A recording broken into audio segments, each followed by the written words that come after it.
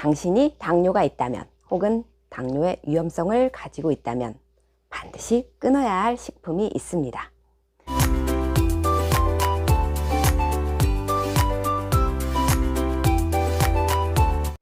안녕하세요. 라키아TV 이은성 약사입니다. 영상을 클릭해 주시고 구독해 주셔서 감사합니다. 당뇨가 있으신 분들 음식 스트레스가 이만저만이 아닐 텐데요. 제가 오늘 말씀드리는 식품만 피하셔도 여러분의 혈당 관리에 녹색불이 켜지실 거예요. 이 식품들은 건강한 사람들도 많이 드시면 좋지 않지만 당뇨가 있으신 분들에게는 특히 더 안 좋으니까 영상 끝까지 시청 바랍니다. 당뇨가 있다면 반드시 끊어야 할 식품 첫째, 굽거나 튀긴 음식입니다. 바로 당독소를 증가시키는 조리법이기 때문이에요.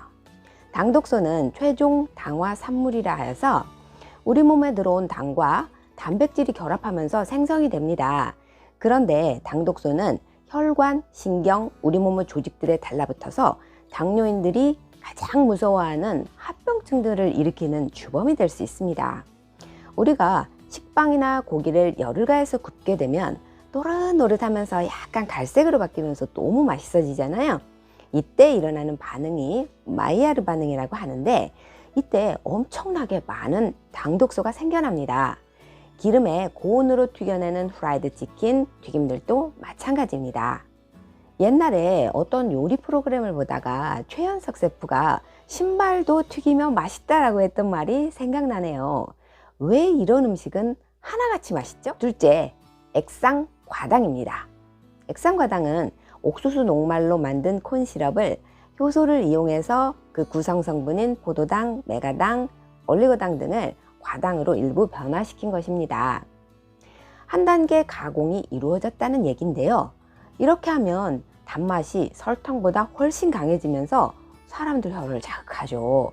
실제로 무설탕을 내세운 수많은 식품들이 자세히 보면 액상과당이 들어있는 것을 흔히 볼 수 있습니다. 탄산음료, 과자, 요거트, 주스 등 많은 식품들에 액상과당이 들어있는 것입니다. 과당이 더 많이 포함되어 있는 액상과당일수록 단맛을 더 많이 내게 됩니다. 아니 약사님, 설탕이 해로운 거 아니었나요? 설탕은 포도당과 과당이 50대 50으로 이루어져 있어요. 단맛이 강한 과당은 과당을 인위적으로 늘린 액상과당이 어쩌면 더 해로울 수도 있습니다.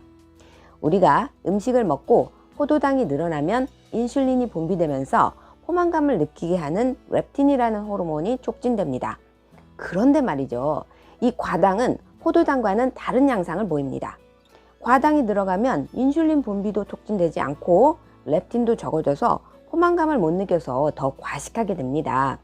과당은 단당류로 몸에 바로 흡수되는 데다가 과도한 과당은 염증 반응을 촉진하고 간으로 가서 중성지방을 쉽게 만들어냅니다. 당뇨가 있는데 중성지방조차 높아지면 말 안 해도 아시겠죠? 참, 여기서 잠깐, 그럼 천연과당도 그렇게 위험한가요? 천연과당은 과일과 꿀에 들어있는 과당인데 액상과당처럼 인공적으로 만든 과당에 비해서는 위험도가 높진 않지만 소량만 먹어야 됩니다. 과일은 섬유소, 피토케미컬, 비타민 등이 들어있어서 그나마 덜 해롭지만 당뇨가 있다면 하루 반 개 정도만 드시고 그 대신 밤량을 조금 줄이시는 것이 좋습니다. 꿀과 과일이 몸에 좋다고 마음껏 드시다가 혈당이 엄청 치솟을 수 있습니다. 셋째, 정제 탄수화물로 만든 식품입니다. 두 번째 말씀드린 액상과당도 정제 탄수화물의 일종이지만 특히 해롭기 때문에 따로 떼어서 설명을 드렸던 거고요. 정제 탄수화물은 탄수화물 식품의 인위적인 가공을 거치면서 다른 영양분들은 제거하고 당에 해당되는 부분만 남긴 탄수화물입니다. 밀가루로 치자면 정제된 백밀가루, 설탕은 정제된 백설탕, 곡물은 통곡물이 아니고 배어와 껍질 등을 모두 깎아내버린 흰쌀 같은 것들이죠. 입에는 부드럽고 달콤한 것들이 여기에 해당된다고 볼 수 있습니다. 케이크, 빵, 과자, 윤기가 좔좔 흐르는 흰쌀밥, 입에 착 달라붙지만 건강을 위해서는 달콤함을 포기하세요. 음식에는 GI 지수라는 게 있습니다. 바로 혈당 지수를 말하는 건데요.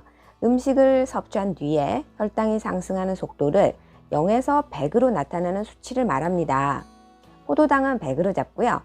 GI 지수 55 이하면 낮은 혈당 지수, 56에서 69는 보통 혈당 지수, 70 이상인 경우에는 높은 혈당 지수로 분류합니다.